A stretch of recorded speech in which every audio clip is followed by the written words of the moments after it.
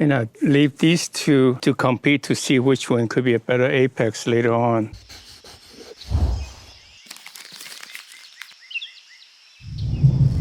Hi, I'm Miltonchang of Bonsaiheirloom. Today I will work on this dwarf maple.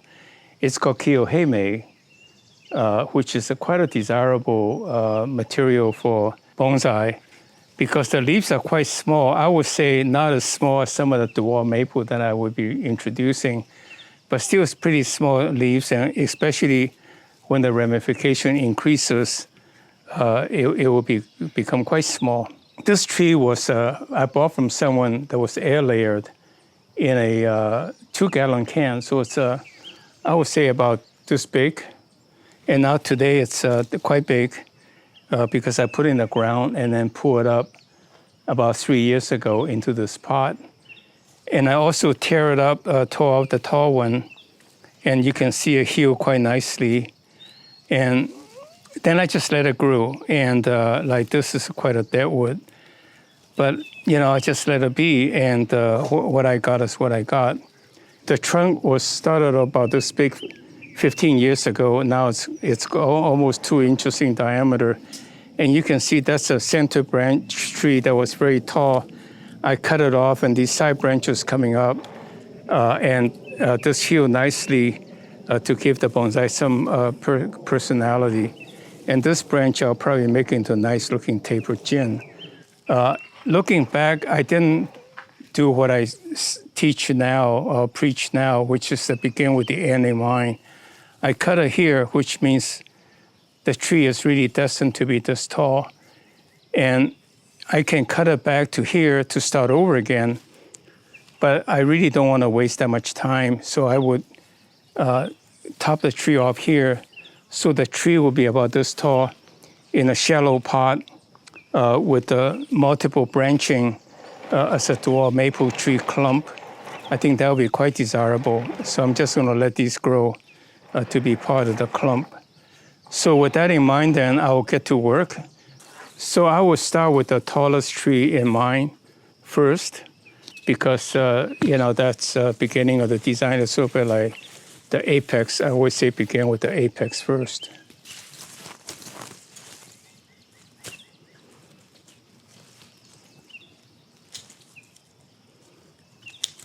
It will be quite bare by the time when I'm done, but the deciduous tree shoots out fairly quickly, so it'll be fine.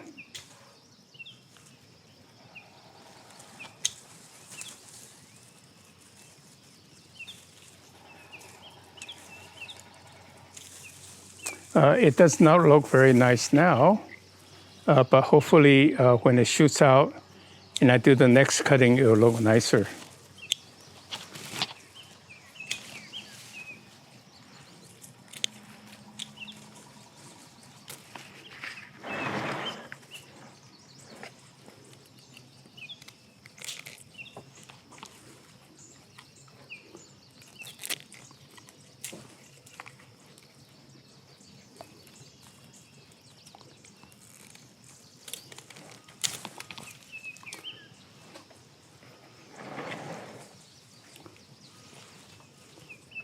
So I'm just trying to thin off the branch, keep them apart so that you can see the tree in the forest, in a tree in a forest, rather than cluttered.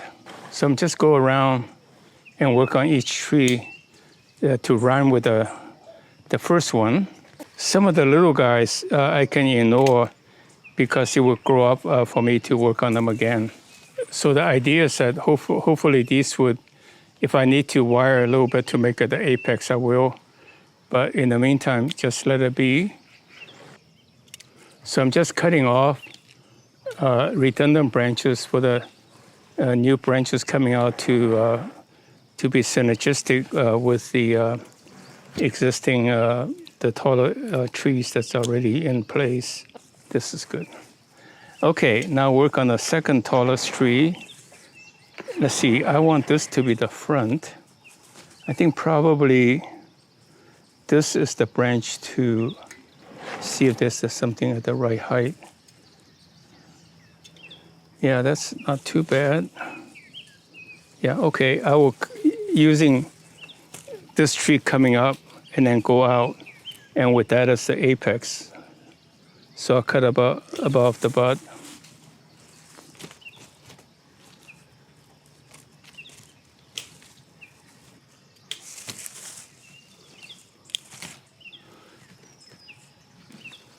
Implicit in that is I'm making this the apex.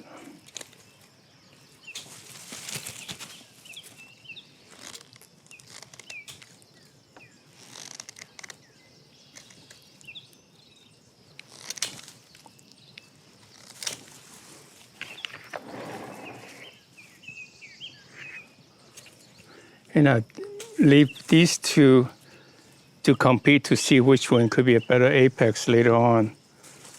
Also, I leave this little guy. Maybe it'll go out to be at the right angle to be a good apex. So I'm keeping my options open. I think that's probably the little guy will be the apex because it's coming off at the right angle.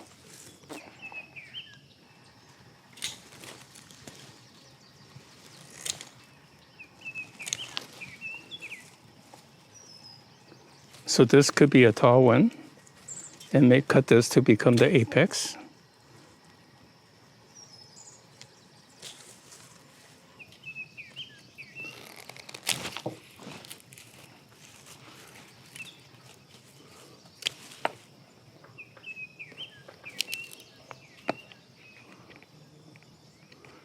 Rather than a sharp cut, you kind of make it pointed, like what would happen in the nature. It rots off gradually. Right, the tree broken off. This branch is way too long, so there's no butt, so I just cut it off the base, and it will shoot out from the base, and give me design options. So this is the tree. Like right now, this trunk is thicker than this trunk, yet this one is taller, so it just isn't right. But if I cut it, it will be very short and grotesque. But what will happen is that this is where I cut it, and all these branches coming out for me to redesign. So this part will branch out for me to design a clump over here to much more to scale. So you have to be brutal and get the shape to get the thing to roughly where it wants to be. So anyway, so this is the tree, and I would let it grow in this bonsai pot, this growing pot, for maybe 2 more years. And then in the meantime, it will thicken, and it will look nice. But like this branch, it's a little bit too long, out of scale. So if I cut it, this part will grow out. Nature will take care of itself by have the branch seeking light, going away from what's a canopy above. And so this is the tree.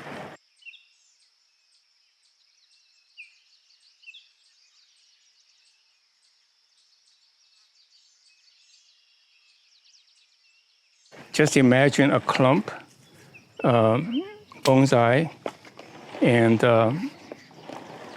filled up with lots and lots of green leaves. It will be quite a memorable tree. But you can see also when I bury it, the pot in the ground, the roots come out very nicely to thicken the trunk. So that I'm going to keep it, not moving this at all, but put it back in the ground, and this will thicken very quickly because all these fibrous roots coming through the side. So growing trees in a pot in the ground is a very effective way to gain trunk size. And in the meantime, it's easy to maintain by clipping it, by pulling it up and clipping it. So this is the first major clipping, and I will follow on with 3 to 6 months a year to show you how you progress your bonsai, make progress with your bonsai. So thank you very much for watching. Click like and subscribe to our channel, and give me some encouragement by criticizing how I can improve. So thank you very much. See you next week.